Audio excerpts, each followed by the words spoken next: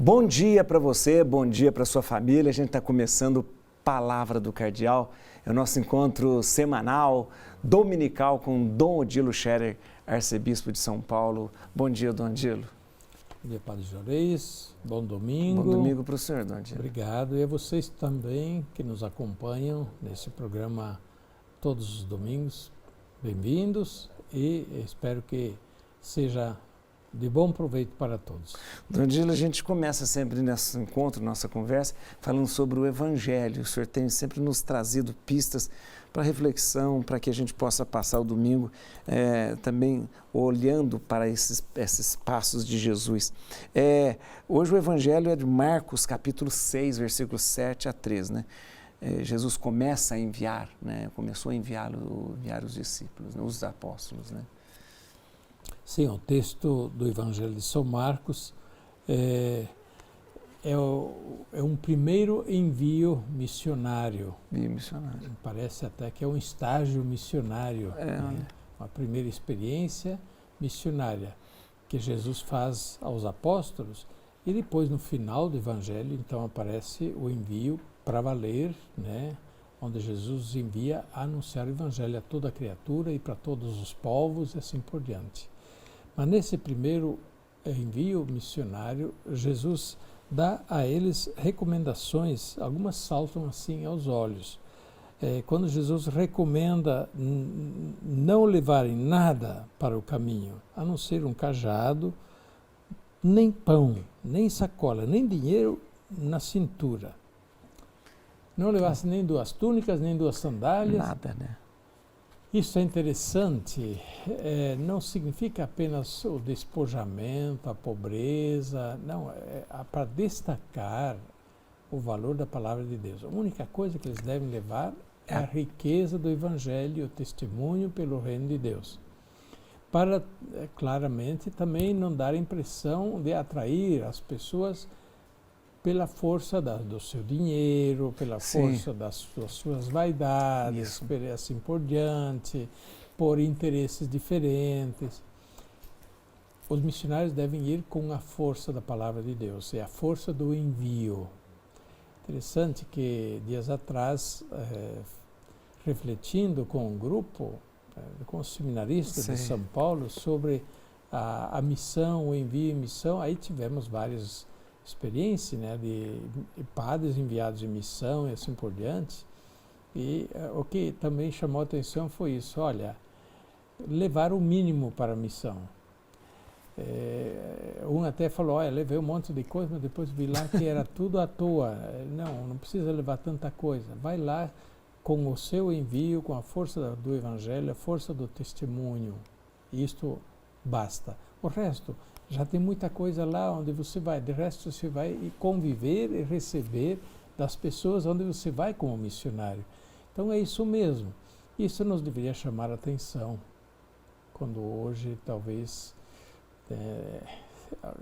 algum grupo põe excessivo destaque na questão do dinheiro, dinheiro. Parece que a força do dinheiro verdade. De alguma forma, assim, uma demonstração de poder, né? É pelo dinheiro que nós conseguimos conquistar a fé. Não é pelo dinheiro, não é pelas nossas vaidades.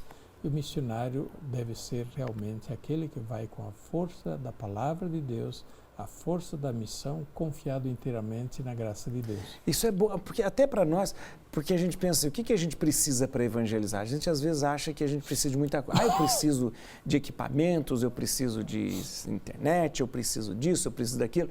Não, essas coisas circunstanciais não são o essencial. Não.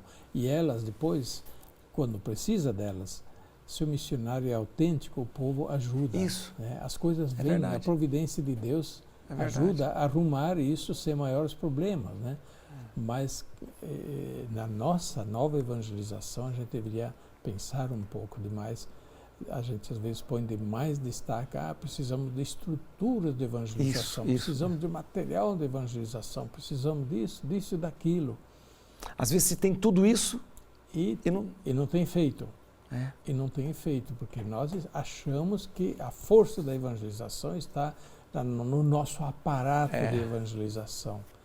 E em vez a força é do Espírito Santo, que move os corações. É verdade, é verdade. E é interessante isso, Sr. porque e também não somos nós que convertemos, não somos nós que fazemos, é o Espírito que faz. Exatamente, é a força de Deus, né?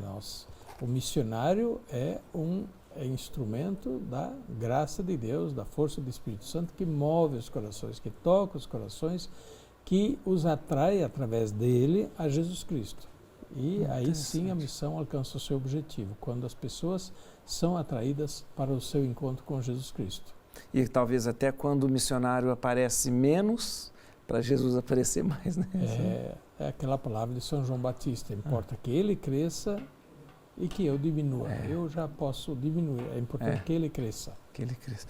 Dom Dilo, essa semana a gente tem um santo muito importante, né, para a vida religiosa, principalmente para o monaquismo, mas também para a evangelização da Europa, que é São Bento, né? São Bento, hoje, dia 11, né? Hoje, é verdade. Hoje, domingo, dia 11. Dia 11. É verdade. Celebra-se São Bento Abade. Né? É verdade. Abade São Bento, fundador da Ordem Beneditina. Né? É isso que mesmo. depois se ramificou já em várias congregações beneditinas. Né? É verdade, né? Nós temos os beneditinos, digamos assim, da ordem originária, mas temos os cistercienses, camaldulenses, olivetanos, tem até outros grupos que são mais contemplativos, tem a sua origem beneditina também. São uma série de grupos e congregações beneditinas, todas inspiradas na regra de São Bento. Na regra, que é a base de toda a vida beneditina, né? Na Santa Regra. Né? Entre nós também os premonstratenses, né? Também são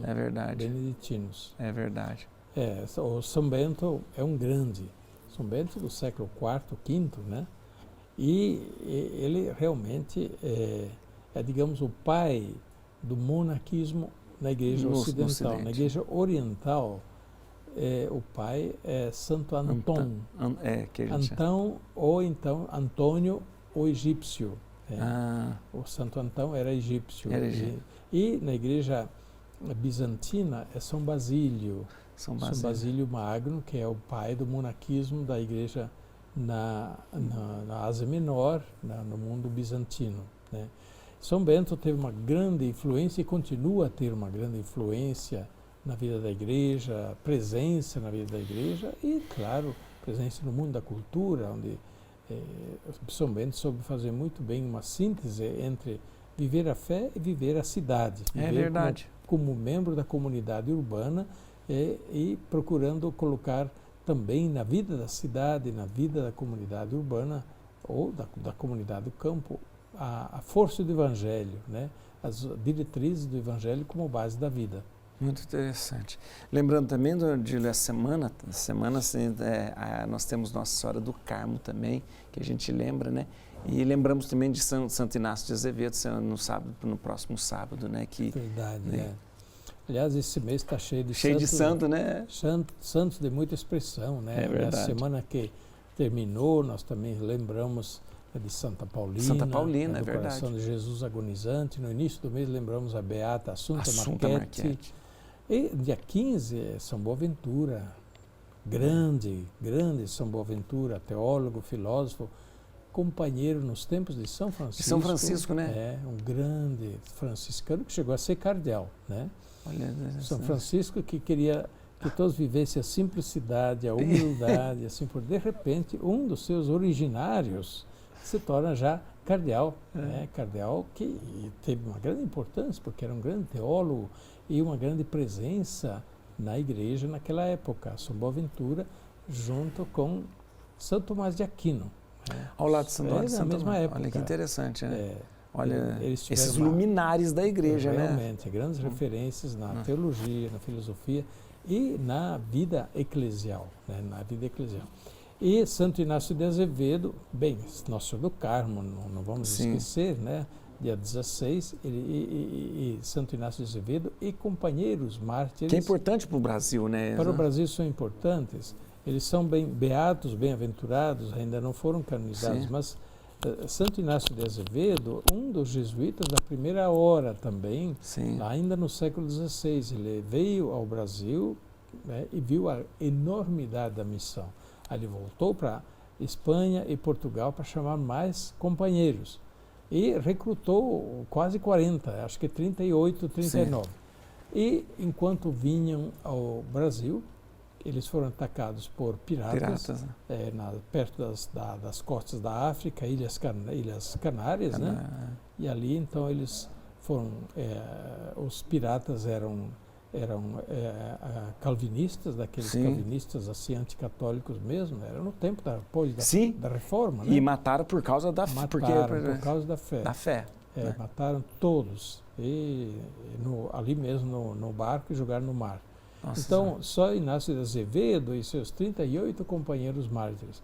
Santo Inácio de Azevedo é o único que, de fato, veio ao Brasil. Os outros estavam, pela primeira vez, vindo, né? Mas já são considerados mártires brasileiros, né? Porque eles realmente derramaram seu sangue pela missão no Brasil.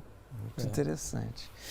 Dom Dilo, a gente vai terminando. Eu queria que o senhor desse a benção para a gente. Esse encontro é tão agradável, gostoso, mas também muito profundo. Eu queria que o senhor desse a benção para a gente.